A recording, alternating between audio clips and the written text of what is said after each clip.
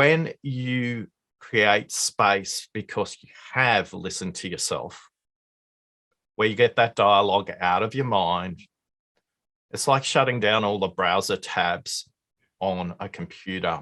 There's more memory to process what the other person's saying.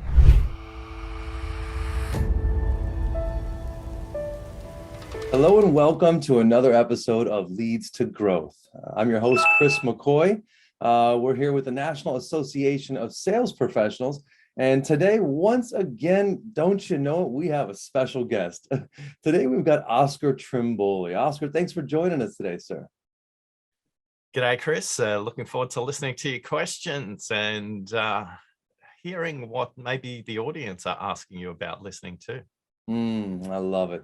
So in case you didn't pick that up right away, maybe you weren't listening, but Oscar is the author of Deep Listening, also these great cards here, this active learning toolkit he wrote, as well as a great book. Oscar spent 30 years in and around sales management, sales marketing, around Silicon Valley, and now this guy consults for some of the top companies in the world, Air Canada, Cisco, Energy Australia, and Google, et cetera, PayPal. I mean, they go Reebok, list goes on and on and on and on. And Oscar now lives in Australia, as you heard by his awesome little bit of a twang there. And Oscar teaches deep listening. And this is such a beautiful tool for us sales professionals out there. I think most of us find a lot of our problems because we didn't start out by listening properly in the beginning. So Oscar, thank you so much. And how did you get into being the deep listening man here?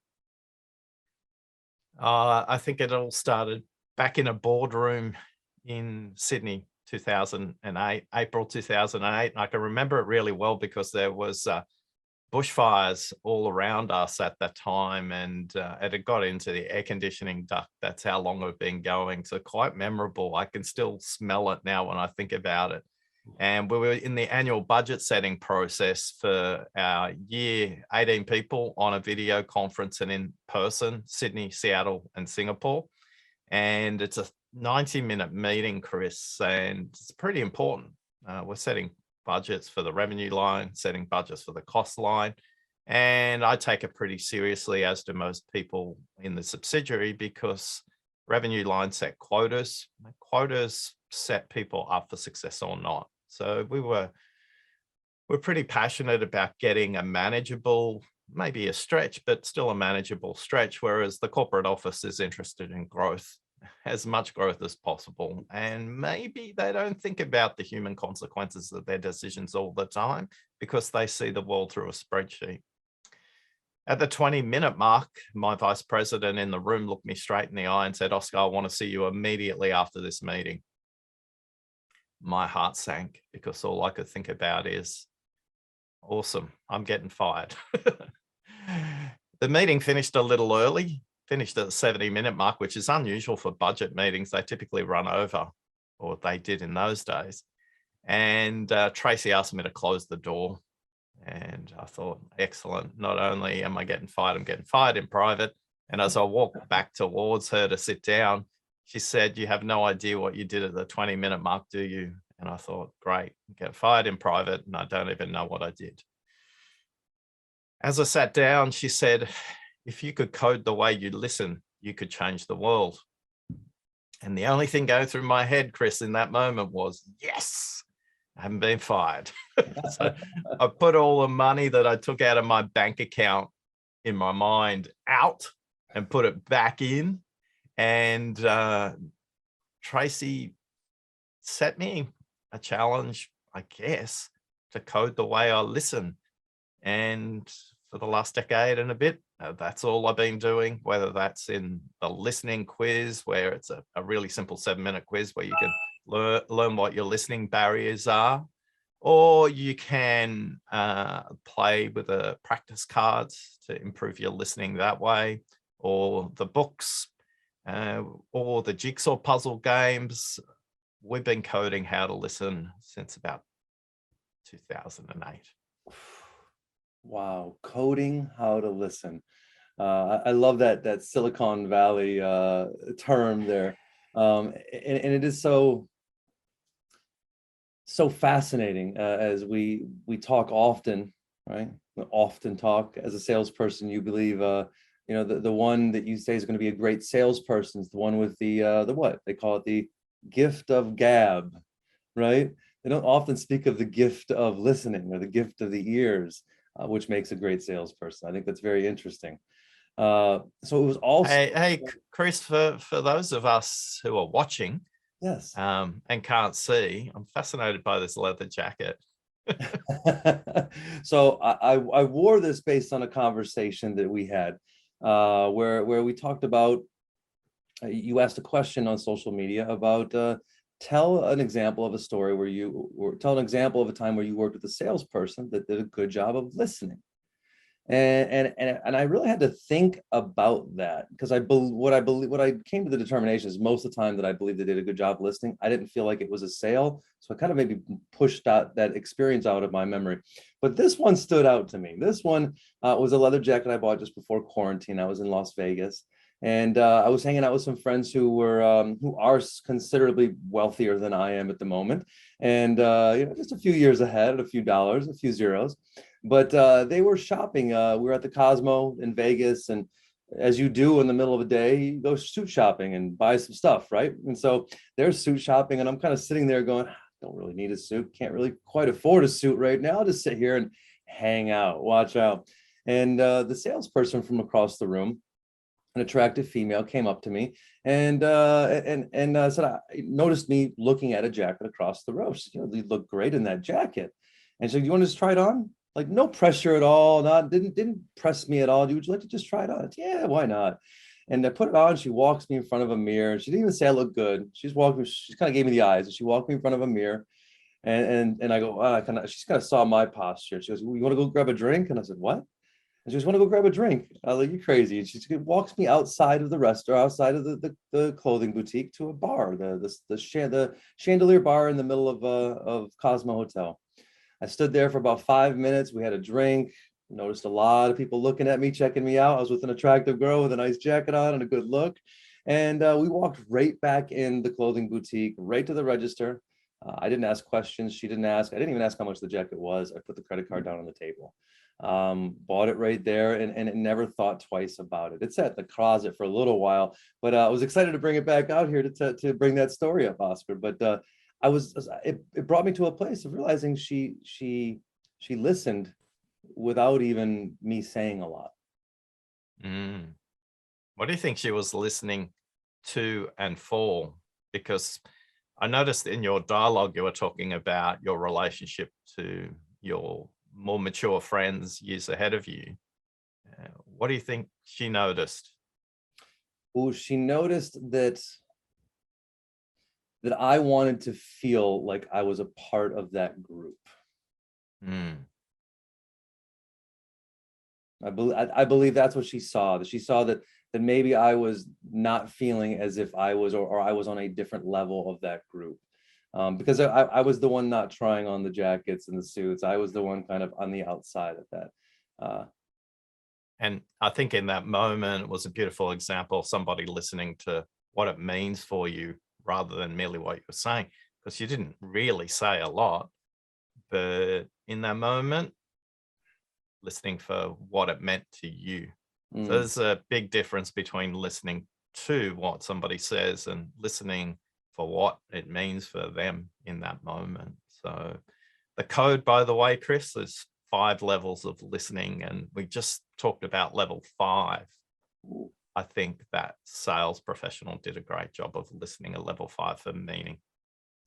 I agree. It's very interesting. We were talking about this today in the story brand process, and we were discussing, they were talking about internal and external meanings or purpose for doing something. And I think we often overlook that internal purpose. Yeah, I want to make more money as a sales professional. Yeah, I'd like to make it easier. I'd like to have more time, but I really want to feel like a success. I really want to, it's the why, the why game, right? When you ask somebody, all right, well, why that? Well, why that? And you get down to the real base of what it means to them, and it's internal. So tell me more about the 5 levels, Oscar. So we talked about number 5, which is listening for. Well, let's talk about the 5 levels first. And for those of you who can see Look at on the this. YouTube channel, if you haven't subscribed to the YouTube channel, get over there. There's some amazing interviews in the back catalog, and I've had a chance to listen to a couple. For those of you there watching right now, you can see the model is iterative, it's foundational. You need to build on the lower levels to achieve success at the top levels, and the top levels really multiply the impact of your time. One of the things Chris mentioned is when you listen effectively at level 5, time shrinks for the speaker and the listener. And that sales professional took 5 minutes to sell a jacket that costs Chris a lot of ramen noodles for a couple of months to pay back that credit card.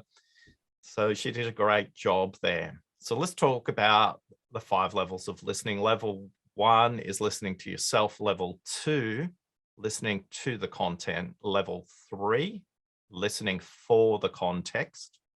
Level 4, listening for what's unsaid. And then level 5, listening for meaning. So we can spend a bit of time on each of those levels, Chris, but I'm curious, as you heard me go through yourself, content, context, unsaid, and meaning, what were you thinking as you were listening to all those levels? Because I'm sure nobody's really deconstructed listening to that depth before. I wouldn't think so. And the concept of listening to myself, listen to you, was a concept brought to me by Anthony DeMello in the book Awareness. And it was the first time I've ever thought about that concept. And he said that, you know, of course it's important to listen to the other person, but listen to yourself, listen to that other person, because that's where the biases come out. And that concept is, on a daily basis, it's still something that I overlook on a regular. So at level 1, this is where 86% of the research participants, so we've surveyed over 18,000 people with a listening quiz. We've continued to stay in touch for nearly 4 years with 1,410 people who've said, track me, keep me honest, let's see how we go. So we know this, 86% of people in our database are stuck at level 1. They turn up to a conversation like there's a radio station, a TV show, a podcast, some kind of noise playing in their mind. It could be the last conversation they had, it could be the conversation they're making up about what might get in the way of this sales call. When you create space because you have listened to yourself, where you get that dialogue out of your mind, it's like shutting down all the browser tabs on a computer. There's more memory to process what the other person's saying. So for many of us, we're not even conscious we're turning up to conversations completely distracted. We're distracted by electronic notifications, whether that's from our phones, our laptops, our iPads, and increasingly our connected watches as well. So one of the most potent tips I can give everybody when you turn up to a conversation is manage your electronic notifications. Use the technology, don't let the technology use you. Chris mentioned Las Vegas. The research that goes into red dots on your phone to show you a notification coming in or a notification you have to be aware of. Email, toasts, Slack channel messages, WhatsApp, all these notifications all come from a seminal piece of research that was done for slot machine users in Las Vegas. How could the slot machine industry keep people pressing the button and keep on putting money back into the system? That research has been adapted by people in Silicon Valley to grab your attention with notifications. So when it comes to your listening, there is one button in every operating system, whether that's a Mac, Android, Windows, switch your notifications off. There is another little button hiding there as well in most of those operating systems that says, if I'm in a meeting, so that it'll look at your calendar, just switch my notifications off. So right at the beginning of this recording, you would have been completely distracted by Chris's notifications. And that's what happens to all of us if we turn up to a conversation with our devices in a state where notifications are not controlled. Now, some of us operate in professions that we're on call. We might be on call for young kids who are sick. We might be on call for parents that are going through surgery. We might be in a situation where we operate in industries where notifications are critical. Declare that to the person you're speaking to and explain why that is, because if a notification does come about, they will connect with you straight away and go, oh, okay, Chris told me why his notifications are on, because his gran is going in for surgery on her hip, or his child at primary school is sick and they're not sure if they're coming home. Declare it. For most of us though, switch the notifications off. In that moment, you can be present. So tip number one, manage the notifications at level one. Second tip is simply take the moment to drink a glass of water before you go into a conversation. All three of these tips are going to be really easy, practical, and simple to do, yet you'll find them hard to practice. So tip number two is drink a glass of water, and drink a glass of water before you go into the conversation, and drink a glass of water about every 30 minutes in a conversation as well. And if you do, it encourages the other person to do the same. Now, for those of you listening and not watching, Chris, what just happened for you? I just mirrored your having a drink of water, sir. I just decided to reach for my bottle and have a drink as well. Yeah. So for many of us, if we're traveling a lot in our roles, just keep water handy. Yeah. If you're going into a meeting room and the host, your client or customers or prospects ask you what you'd like to drink, always a glass of water and enough glasses for everybody else participating in the meeting and a jug of water. What it does is it sends a signal to a part of your body just below your chest. It's called the parasympathetic nervous system, and it tells you to relax. Everything's okay. When you drink that glass of water, takes your state from that position of fight, flight, or freeze to, hey, everything's going to be okay because my parasympathetic nervous system is saying everything's okay. By the way, listening happens in the most modern part of the brain, just in front of the skull. It's called the prefrontal cortex. But the brain is incredibly hungry when it comes to blood sugars, as it's 5% of body mass, but it consumes 26% of blood sugars. So the way to keep blood sugars flowing to the brain, be hydrated. And as much as you like Starbucks, that's not hydration. So if you're drinking a cup of coffee, drink a glass of water along with that as well. And then finally, tip number three at level one, 3 deep breaths before you log into the video conference, before you go into the meeting room. For me, the ritual is really simple. From the time I get from the curb into the building and meet the receptionist, I'm switching off my phone completely. I'm putting it in my bag.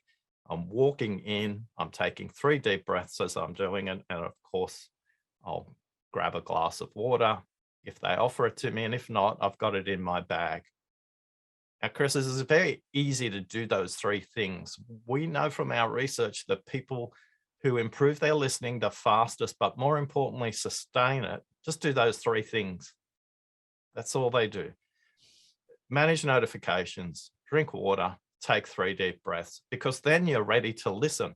We could literally stop our conversation right now and ask people to go away and practice that, and our work would be done.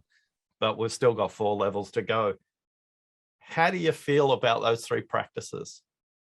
I love them. The science behind the glass of water was very interesting to me. I didn't know where that was going. The third, the deep breaths aspect, I like that. It's almost a separating you from the past thoughts, a pattern interrupt to refresh yourself and where you're going. It makes complete sense.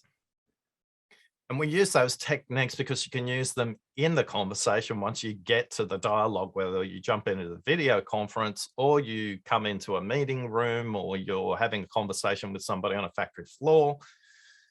If you get distracted, drink a glass of water, not Mm. completely, but maybe take a sip. If you get distracted, take a deep breath.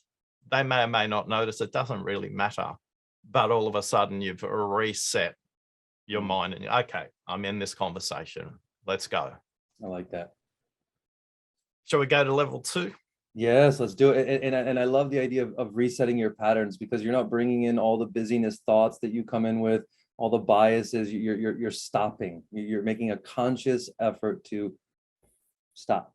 And I think that routine, I think, is something that could be very easily not done, as you said, and because we don't see the direct benefits of it. Like, oh, there's not a direct correlation of the benefits, but when you see the way that it plays out, you'll understand how it's benefiting you. Yeah. And there's no coincidence that whether you're an Olympic athlete, an opera singer, or a Navy SEAL or a sniper, breathing is a foundational habit in getting you present for that moment where you've got to turn up and perform at your highest level. So breathing. And if you want to read a great book on that, James Nestor, The Art and Science of Breathing, and he was a free diver and decided to understand the art and science of listening. James Nestor's written a great best-selling book on that topic, and I've also had a chance to interview him, and he said breathing and listening are kissing cousins. That was the words he used. They're very closely related to each other. So when we move up to level 2, we're listening to content. At level 2, when we listen to content, we're listening for what we hear, what we see, and what we sense. There's 3 dimensions to listening to content. A lot of people say to me, why am I listening for emotion? That's the sensing part. That's the 3rd level. By the way, you should be practicing in that order. Make sure you're listening to what they hear first, then watch their body language. A lot of people say, Oscar, video conference, I don't get any body language. I say, you're not watching very carefully. You can get lots and lots and lots of body language. Chris, what's the room telling you about me? So, I'm sorry, what's the room behind me telling you about me? What do you see? The room behind you, purposeful, proactive. It's warm, it's inviting, and your brand is everywhere. As well are some very fun, kitschy little Yodas that's just kind of making me see you now as a Yoda. Now I see why they keep sending them to you. So when you're on video conference with somebody, there will be something in the background. And by the way, if they blur their background, that's telling you something as well. Messy room Now, back there. Well, Chris, we don't want to judge to judgment too quickly, but when I say if the background's blurred when the person's on a video conference, what could that be telling you? That could be telling me maybe that they are not in their comfortable space to have a call. Exactly, which is a wonderful signal for a question you want to ask sometimes. Is now a good time for this call? Now, don't ask that at the beginning because it's a really simple way to push you away. Sure. So keep in mind at level 2, eye level is ear level, and humans have evolved that way for a reason. So wherever possible, be at eye level with the person you're talking to. Again, whether that's face-to-face or video, it's essential that your webcams are at eye level, and make sure that you, when you're in a face-to-face meeting, sometimes eye level doesn't mean that you're looking at them straight in the eye. Some of the best meetings can be had at a 90-degree angle from the other person. That creates a sense of collaboration as opposed to opposition. So if you have a choice, maybe sometimes sitting directly in front of somebody isn't the most powerful way to look at somebody in the eye. So just keep that in mind. I wouldn't say change it up every time, but maybe 1 in 10 experiment and see how you go with somebody that maybe you've got a good existing relationship with. See how that goes. Interesting concept. I never thought about that. Yeah, there's a wonderful book written called Selling from Their Side of the Table. And Mm. it's a concept where this person always sat next to them on their side of the table. No matter what, he'd always explain why. I've heard the So concept before, but I never relate it to the virtual call and the angle. And I've seen some people have me on a call with that, and it caught me off guard, but I didn't think of it as a purposeful strategy. mm, Interesting, yeah. yeah. Finally, people say, Oscar, when I'm listening to all these things, I get distracted. How do I stop getting distracted? Mm. And I say, I'd like to invite you to think about maybe you could ask a different question, because you're never going to stop distractions. Distractions are always going to be there. Learn how to dance with them rather than push them away. If you push away distractions, you give them energy. They become bigger than what they are. So in that moment, just notice the distraction quicker. While you're listening to the other person, I want to introduce the first piece of science for today, the neuroscience of listening. This is called the 125/400 rule. This is the difference between my speaking speed and your listening speed. So Chris can listen to me 4 times faster than I can speak, and he's coded to be distracted. He'll drift away. He'll anticipate. For you listening right now, whether it's on YouTube or on the podcast, you're probably doing something else. Welcome back. And it's good to have you back. Now that you know you're distracted, that simple knowledge of distraction will tell you that you can get back into the conversation quicker because you know the 125/400 rule. Remember those techniques from earlier on. When you do get distracted, glass of water, take a simple deep breath. And the deep breath is always in through your nose, out through your mouth.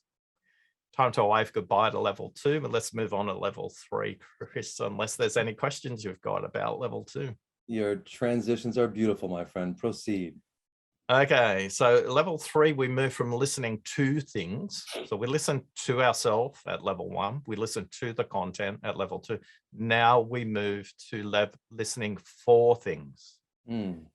At level 3, 4, and 5, we're listening for context, for unsaid, and for meaning. This is a big transition. We've built some muscles in the gym, working out at level 1 and 2, and now we're ready to lift the bigger weights. We're moving into context. Context is primarily about how people describe things. It's their language patterns. And I would strongly recommend the simplest way to understand the context is always to get people to fully explain the backstory, because most times when they turn up to a conversation, they're explaining their backstory. So that will describe something as it relates to them in this moment. You know, we need to buy this, we need to buy it because it's going to solve this problem, and the impact on me is this. As opposed to, do you mind taking me back to when the organization first noticed it was an issue? Do you mind explaining who else this is an issue for? How do you measure the impact of that problem?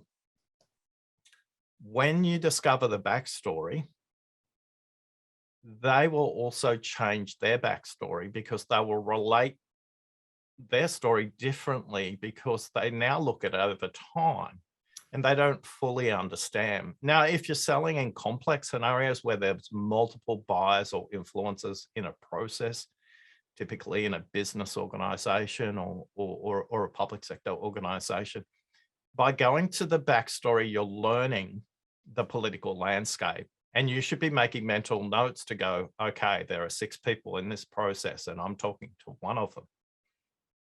How do I cover off what those people want? Now, a lot of times they're not in the room. You may never meet them. But when we go to level 4, Chris, remind me of the question you can ask to bring those people into the room without them being present. Okay. So at level 3, where context starts with backstory, but also listen to a couple of things. How do they relate to time? Do they always talk about the past or the future? If they continue to talk about the past, you walking in there and telling them about how your product or service is going to solve all of this creates a jarring effect for them. They need to fully explain why they're stuck in the past to you before they can move on. And many sales are lost because you're not listening to their time orientation. You're too busy going into the future. The sales is a future-driven profession, and we're always on the next opportunity. We're always trying to progress it to move forward. But the person in front of you may not have fully processed why they need to change. So make sure you don't move too quickly. Oscar, I haven't got time for that. I need to move them forward.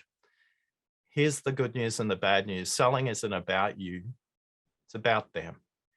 In fact, it's not even about selling. It's about their buying process. And if you don't understand and orientate yourself where they are at in their process, all you're telling me is your funnel isn't wide enough with enough opportunities. And you're trying to squeeze a toothpaste tube too tight. And all of a sudden, something will spurt out and you think you had a magical quarter or month, but then the toothpaste tube is empty. Listen carefully to where they're orientating themselves in time. Again, they may be orientating themselves in the future and the solution already, but the rest of the organization may not. At level 4, we're going to come back and ask that question. The other thing is, how do they describe something? What adjectives do they use? I was working on a quality project with a big engineering company, and I was brought in to listen to the workshop around quality because they were stuck. And I asked people to simply put in an envelope anonymously one word they would use to describe the project we were on. And the words they used were draining, unproductive, political, duplicated. There were rich words describing what this project meant to everybody in this room. And those describing words, the adjectives, were really clear signposts to where the project was at. Now, the real issue was actually trust. Everybody didn't trust themselves enough to say it out aloud. That's why I had to get them to put it in the envelope anonymously. But if you are listening 4 times faster than they can speak, start to listen to how they say things, and more particularly, what are the describing words that you use around a situation. So Chris, what was that about? There was a shift in your thinking with your reflection just there.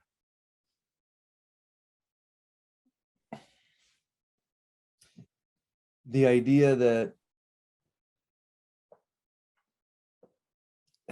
it's honestly, it just escaped me here. Say what you just said again, please. It'll trigger me. Describing words. Yes, the definition of words and the words that you use to describe things. There's a skit in the show The Office that I watch, and there's a scene where Michael's talking to somebody and he's trying to get somebody to give him a better interpretation of a voicemail, and the voicemail is a woman he likes, but she's basically saying, I don't want to talk about anything but business, and that's it. And he's trying to find somebody to give him a different reason for it, and the guy says, you know what? Women say more in their pauses than they do in their words. Let's listen to that again. And that concept kind of made me think about this, because it's not necessarily the loud words, the big words that come, but it's the smaller words and the smaller pieces that are in between those things. A magnificent transition to level 4, where we do listen to the unsaid. We listen to the gaps. At level 4, we're listening for what's not said. And you may be thinking, Oscar, I'm struggling to listen to what is said. How can I listen for what's not said? Again, I want to introduce you to the science of speaking now, not the science of listening, but it's important as a listener to understand this. This is a 125, 900 rule. This is the difference between my speaking speed and my thinking speed. I think 9 times faster than I can express it verbally. Now, some people can get up to 1,600 words per minute. So between 900 and 1,600 words per minute, the first thing that somebody says could be either 14% of what they're thinking or 5% of what they're thinking. So if you are in a conversation with somebody and all you do is to listen to the very first thing that they say, you're going to be stuck. Mm. A lot of people just You're going shut to be, down at that first bit. They think they already know what's coming. They already start to think about their reply. Mm. So you'll be in a surface level, superficial kind of conversation. It'll be transactional, and you may win a piece of business as a result of that, but you may not be forming long-term relationships. You may not understand what that means to that person. You may not understand that this leather jacket represents so much more to Chris than a leather jacket right now. It Absolutely, it does. what does it represent besides a leather jacket? This represents a status. I believe it represents at the time, it represented some worthiness.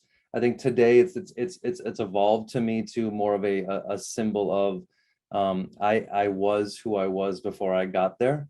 And so that it's evolved for me, but at the moment, what it meant was belonging. I was a part of that. I was a part of that group at that moment. We all walked out with a bag. We were all on the same level. Belonging. Belonging. She sold Chris belonging, not a leather jacket. And when we can think at this level, it becomes really, really powerful, really, really potent. Let's come back to. Yeah. You wanted me to ask you a question when we got to level 4 as well. I got that one coming for you. I'm ready for that one. So let me know when you're ready. Thank you. Yeah. Thank you. So at level 4, remember the first thing somebody says is roughly 14% of what they're thinking. If they think even faster, it's even less. So be careful.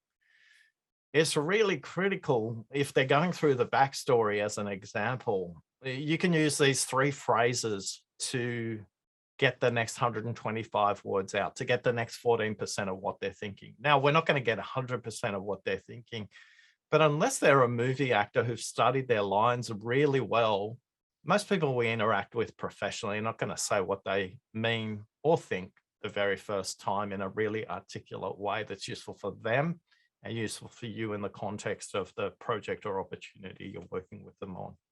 So I want to give you 3 phrases that you can use at any time to get the next 125 words out. The shorter the phrase, the more likely it is they're going to be able to continue on. So you'll notice all these phrases are less than 8 words. And not in all cases, but the shorter the question, the easier it will be for them to answer. So if you ask double barrel, triple barrel questions, don't just ask one question at a time. They'll be able to listen to the question and answer it more effectively for you. So the first thing to say is, tell me more. 3 words. The next one could be, and make a version of this that's your own. Don't go, tell me more. Put it in a sentence. I'm curious. Tell me more. That's what I would say. The next one is, and what else? Again, 3 words. And if you're in a strong relationship with somebody and you know them well, you can simply say, and? Now, the third one is the most powerful. It's the most potent. It's also the shortest. So be careful how you use this. Done well, it's liberating. Done poorly, it's intimidating. So be careful how you use this. Here it is.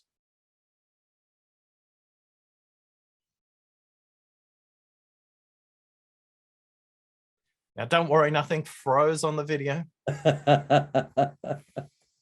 And there is no coincidence that the words silent and listen share identical letters.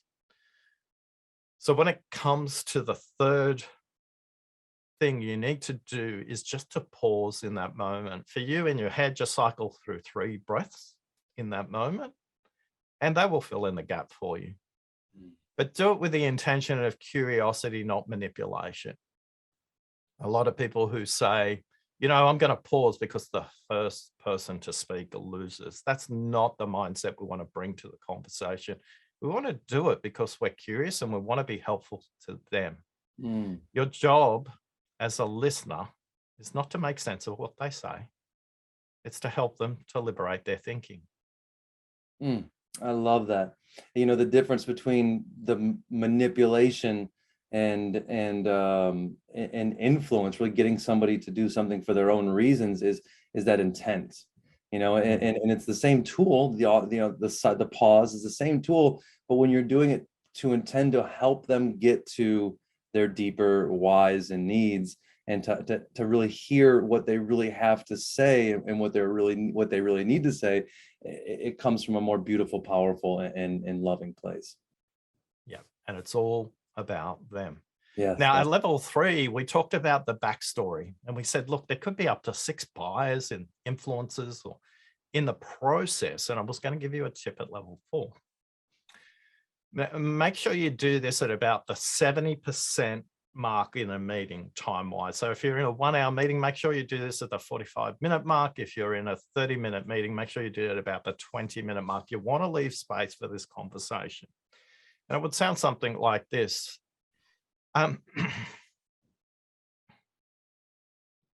Thanks, you've given me a great overview. I'm curious, when you mentioned Alice earlier on, she was in a meeting right now. What's the one question she'd really want to ask me? Mm.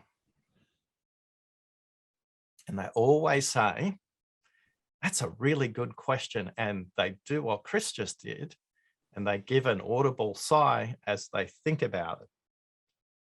Now, when you ask those 3 questions, tell me more and what else, and pause, their body posture will always shift, their neck will straighten, their shoulders will push back, and they'll always sigh out when they give you the answer. So they might say, well, Alice is from finance and she always asks about the ROI, and she really wants a concrete ROI. And all of a sudden you've surfaced one of the buying criteria without her being present in the room. I like that. Thanks so much. Finally, before we wrap up, if your manager, owner was in the room, is there anything they'd want to know? Is there anything they'd want to ask? Is there anything they'd want to tell me? And what you're unlayering is the unsaid in the buying process. Too many of us rely on the person in front of us to do the selling, and they're the least qualified person to do it. So in a business selling situation, you want to explore as many layers of this, and you have to do it over multiple meetings. If there were 6 people in the backstory, you can't go through all 6. You have to pick appropriate ones each time. And sometimes you may only have time for one, not because one's enough. You just might have a very long story that that person tells you about Alice and finance. Now, before we leave level 4, any questions there, Chris? No, this is that one. I really like that one, because you're not often, even if you ask that question directly to the person, you're not often going to get the exact straight right answer. So asking it from a third party is just a really beautiful way to not only show that you care about everybody's buy-in on the decision, but also to get probably a more truer response. Love that. Just bear with me for a moment. Oh, we'll bear with you. Okay. At level 5, we're kind of moving to the top of the model. We're listening for what people mean, not just what they say. Remember that 125/900 rule. There's a big difference between their thinking speed and their speaking speed, but also how you catch it, because you listen through your own listening filters. Most of us aren't even conscious we're doing it. And we're not conscious we're doing it because we haven't done the work at level 1 to empty our mind and be present for a really productive conversation. I was told this story by Jennifer, a former primary school teacher who was at home looking after her children when her son Christopher came home from school.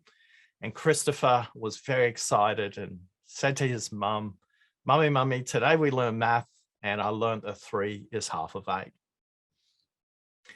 Now, Jennifer thought she misheard him, and Christopher was still energetic, buzzing around the room. And in a loving mum kind of way. She said, honey, could you say that again? And he said, yeah, mummy, we learned math today. And I learned the 3 is half of 8. And she put her hands in her head as a former primary school teacher and thought, what are they teaching kids at school today?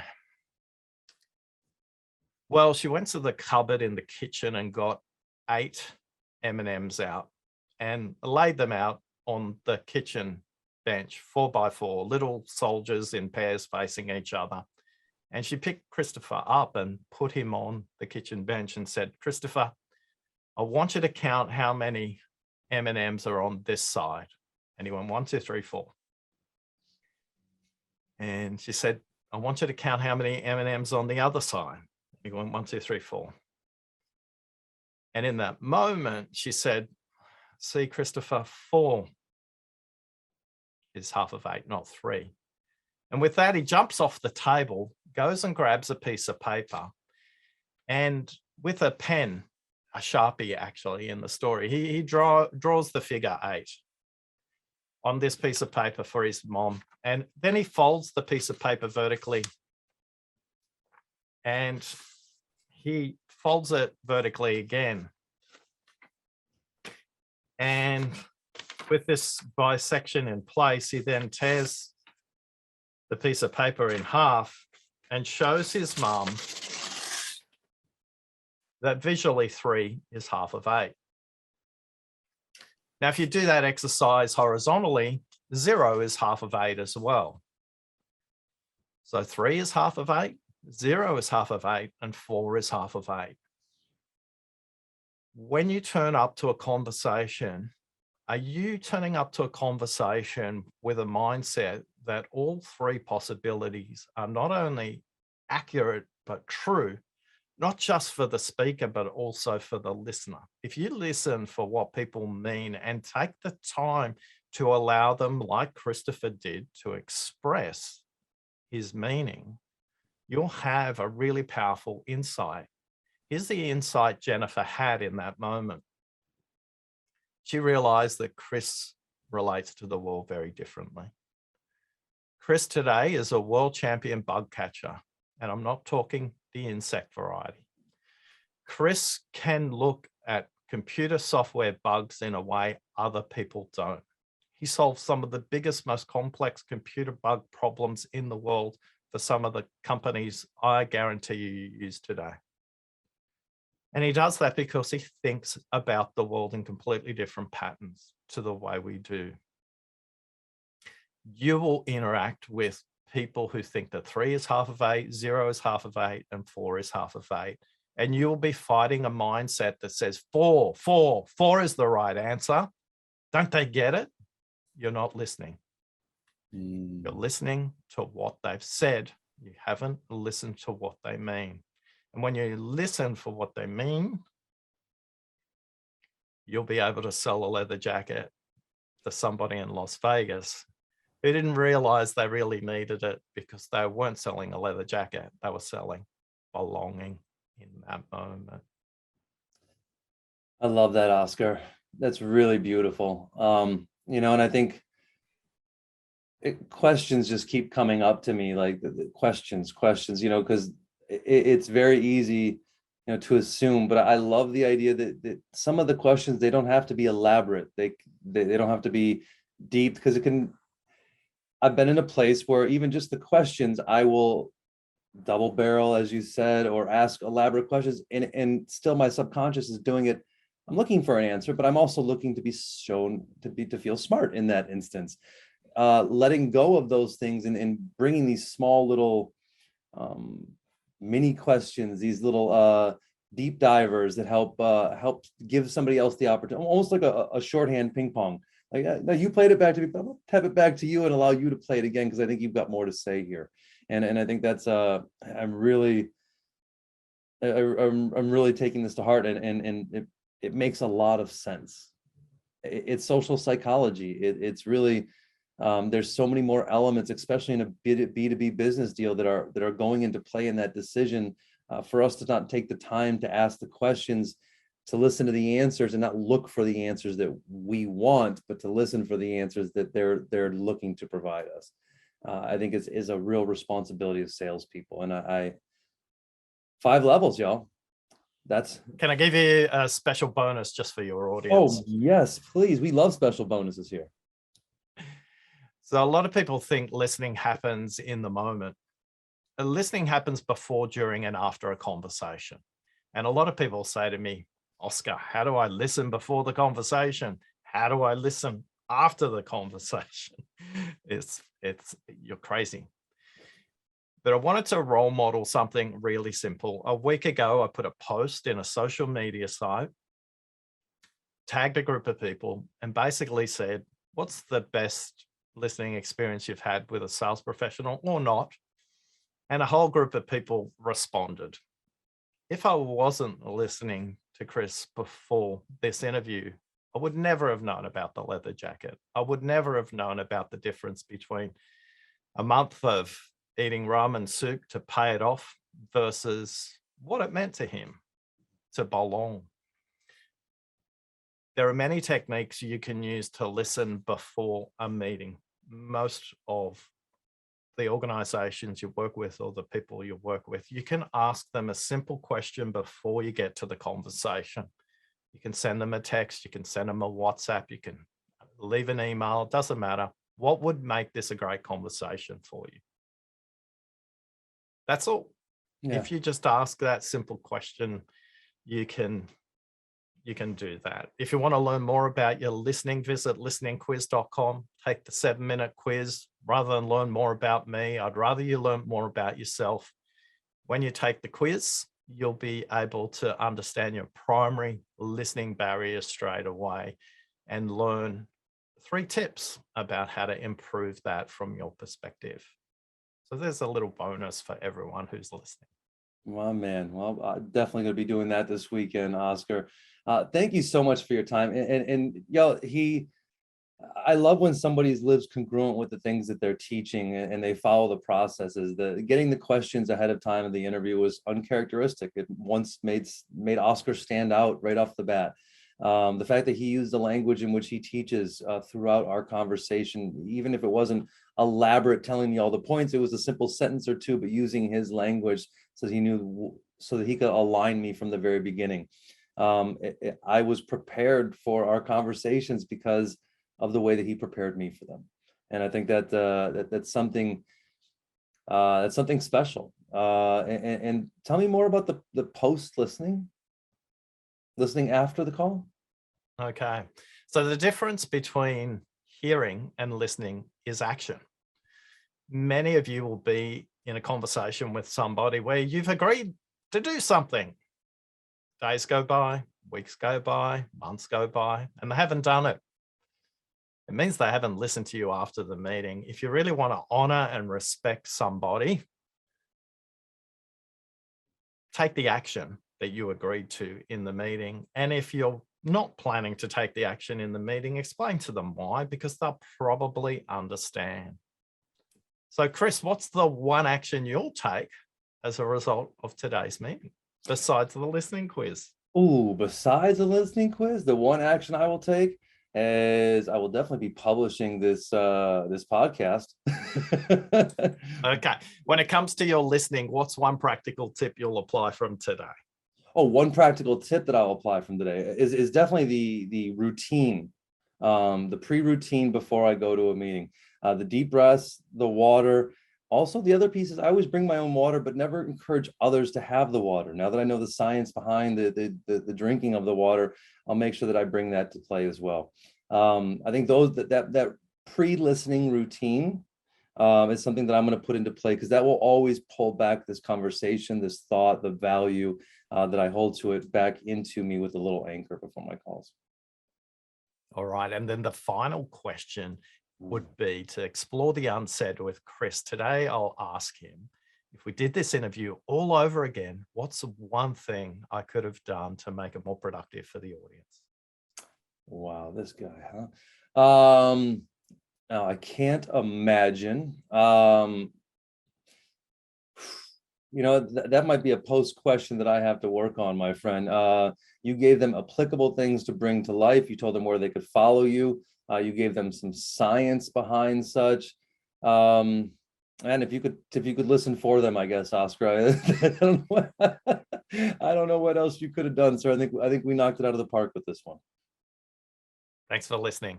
Thank you so much, my friend. I really appreciate you. Y'all, thank you so much for joining us. I know you got value if you were listening. Don't forget to like, comment, and subscribe. Put your stars down there, and make sure that you follow Oscar. And listen. Cheers, y'all.